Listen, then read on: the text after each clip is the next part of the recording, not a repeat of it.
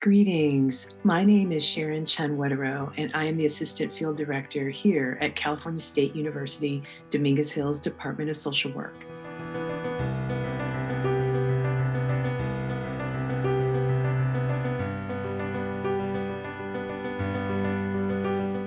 In my role, I help students find their calling as social workers by connecting them to their field agency internship sites. I also teach in mental health, and I also have a broad range of interests, including child welfare, developmental disabilities, and serving the Asian American and Pacific Islander communities. I am also interested in mindfulness practice and also faith-based practice.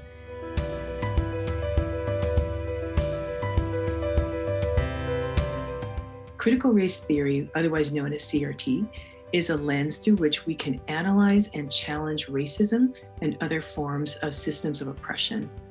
We know that these forms of oppression have existed throughout the laws and policies of the US, which have led to inequities and differential treatment. We know that when someone comes to us feeling depressed, for instance, that oftentimes this has more to do with their experiences with inequities, with trauma, which have been created out of laws and policies, and that have perpetuated racism, sexism, classism, poverty, transphobia, heterosexism, ableism, and xenophobia, to name a few. I'm particularly interested in knowing and teaching others on how to integrate CRT into social work practice.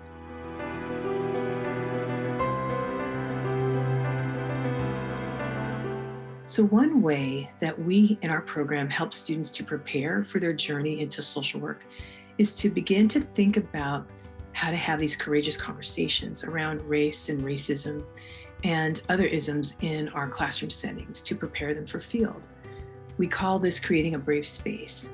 And we learn that by owning both our intentions and the impact of what we say, that we learn that we can navigate these conversations together, and we can be more prepared to go into the field working with our agencies and our clients in the same kind of way.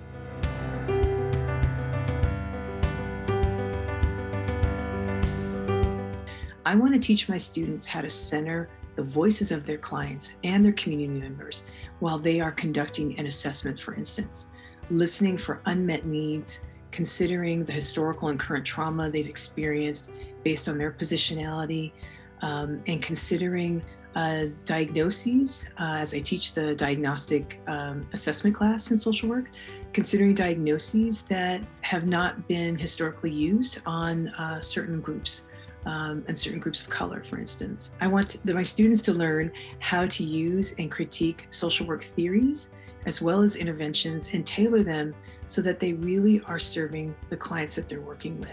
I also want students to learn how to use critical self-reflection, what we also call critical self-reflexivity, as they monitor their own bias and also consider the positionality of their clients. And lastly, one way that we are working towards integrating social work practice in the field is by working with our field agencies so that our students are going into an environment that is also CRT informed.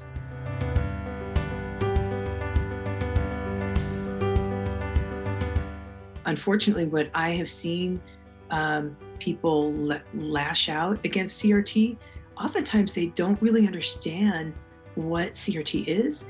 They don't understand that it's a series of tenets. And these tenets are, they're dynamic, they change over time. And CRT recognizes that history is not just in the past, that history is played out every day now in our existing laws and policies, where, we are hopefully no longer people, when they think of white supremacy, they tend to think of only Ku Klux Klan or overt forms of racism that lead to, violence and outward shows of hatred. And while certainly violence is happening to a lot of our Black and Brown and Indigenous community members, there's all these subtle ways that racism shows up. And racism is pretty much so ordinary that people don't recognize it. So even in the language that we use, when we use references like, oh, we're going to get together and have a powwow, for instance, it's an example of racism.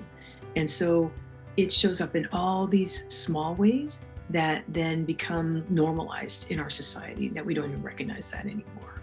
And so I think, unfortunately, I've been hearing a lot of stories, not necessarily here in Southern California, where our community, our university has been extremely supportive of CRT, but out in other areas of the United States where it's more politically conservative. And I'm hearing of people not being able to talk about racism at all in classrooms. It's even being impacted at the university level.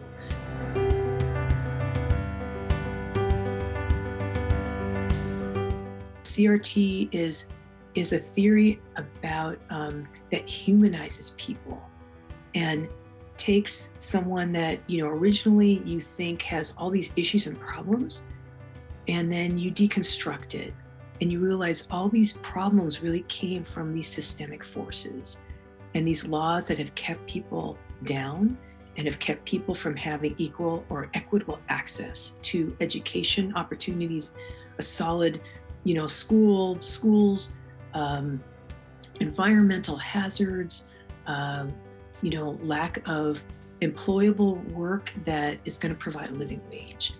The segregation of our cities, of our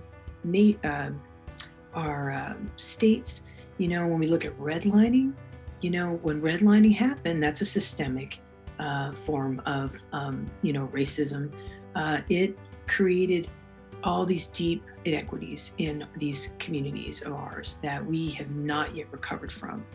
And so people need to know, and students need to know, agencies need to know and connect that history of redlining to how it is that, communities are just struggling to survive.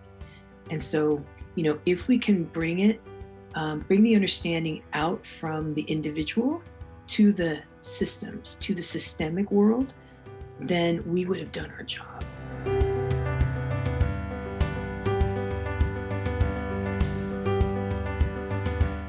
I see our university and especially our department definitely being at front and center of helping people to understand that racism is real, it's alive, and what it really looks like. We want to help both our students and our agencies and our community members begin to have these brave conversations, courageous conversations, and to really learn and how to look at our past together and critique it. We start to talk to students, bring in evidence about historical pieces, and then we show through, for instance, we have a tenet in CRT called differential racialization. We show them that over time, people have been racialized to meet the needs of the dominant group. When the pandemic hit, Asian Americans were, and particularly the Chinese, were seen as the virus. And so, that's an example that we teach students. I think that our program has always started with this grounding in CRT, and our university has always been supportive in lifting up the voices of people that are marginalized. I think that CRT is essential, to understanding how our society is patterned and how it operates and how it really impacts, people